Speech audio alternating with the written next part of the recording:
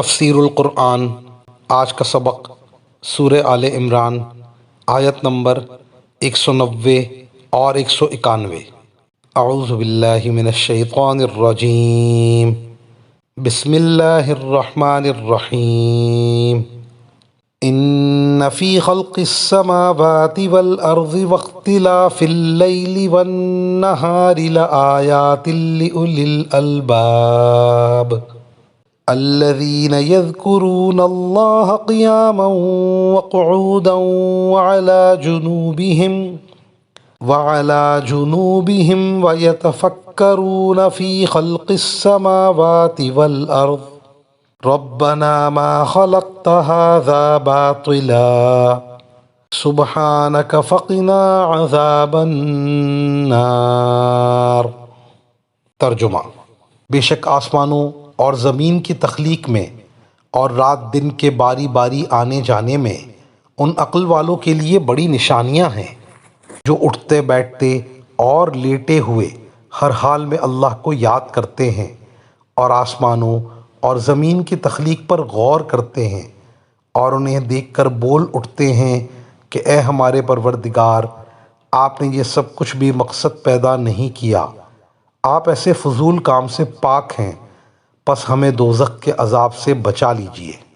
ان آیات میں اول تو یہ ارشاد فرمایا کہ آسمانوں کو اور زمین کو جو اللہ تعالیٰ نے پیدا فرمایا ہے اور رات اور دن کے آگے پیچھے آنے کا جو نظام رکھا ہے، جس کے مطابق رات اور دن آگے پیچھے آتے رہتے ہیں، اس میں عقل والوں کے لیے نشانیاں ہیں، یعنی یہ چیزیں بتاتی ہیں کہ ان کا پیدا فرمانے والا قادر مطلق ہے، خالق ہے، حکیم ہے۔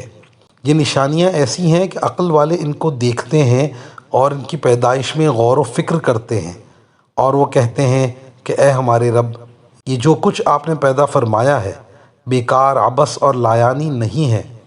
ہم تیری پاکی بیان کرتے ہیں اور تو ہمیں دوزخ کے عذاب سے بچا دینا۔